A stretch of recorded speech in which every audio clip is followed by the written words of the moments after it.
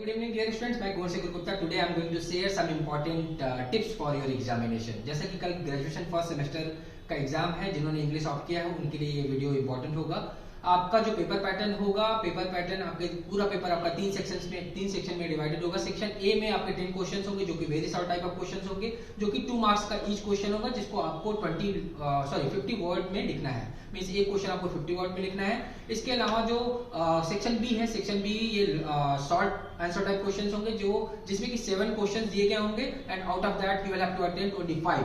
मतलब 7 में से 5 आपको अटेम्प्ट करना है and each question will be of 7 marks. तो इस तरीके से 5 क्वेश्चन आप अटेम्प्ट करते हैं, 7 मार्क्स का होता है, तो 35 मार्क्स का हो गया सेक्शन बी.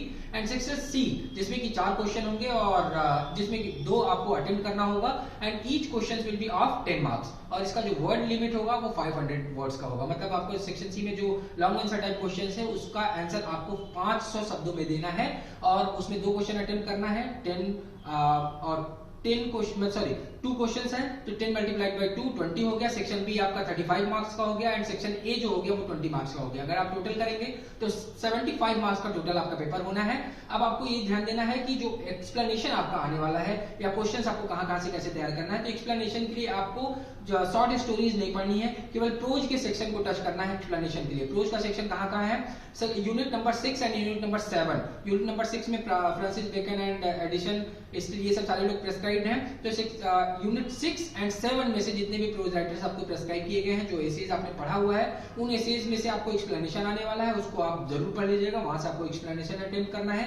इसके अलावा जो यूनिट नंबर 1 है इंडियन राइटिंग, जो introduction to Indian writing in English है, इसके बारे में थोड़ा सा आप जरूर पढ़ लीजिएगा, क्योंकि 2 नंबर के जितने भी क्वेश्चंस आने हैं उसमें जरूर ये यहाँ से पूछा जाएगा.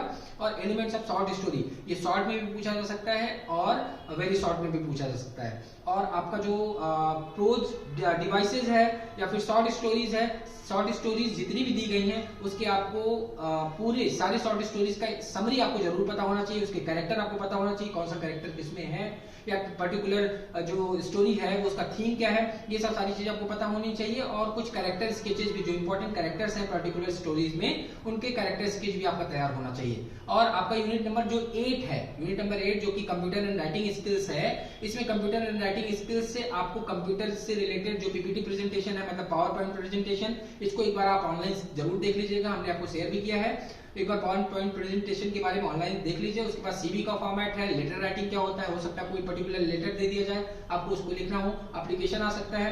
फिर उसके बाद आपका जैसे कि ब्लॉग, इंटरनेट राइटिंग, जैसे ब्लॉगिंग है और भी तरह के इंटरनेट राइटिंग है, उसको भी आप एक बार जरूर शॉर्ट में जरूर पढ़ लीजिएगा. हो सकता है वेरी शॉर्ट में 2 नंबर के क्वेश्चन में यहाँ से आपको पूछ लिया जाए. तो आपको बहुत ज्यादा वरीड होने की जरूरत नहीं है. जितना भी आपने पढ़ा है उतने में कॉन्फिडेंट रहिए और जितना भी आप लिखिएगा वो कॉन्फिडेंस के साथ कटिंग कम हो. और लैंग्वेज पे विशेष ध्यान रखिएगा, राइटिंग पे विशेष ध्यान रखिएगा.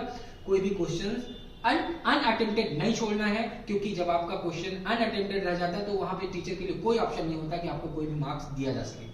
तो इसलिए कोई भी क्वेश्चन अनअटेम्प्टेड आप नहीं छोड़िएगा और अच्छे से आप अपने पेपर को अटेम्प्ट करिए. I think you will definitely complete and solve all the questions and you will definitely get the good marks. So all the best my dear student. Thank you so much. Take care.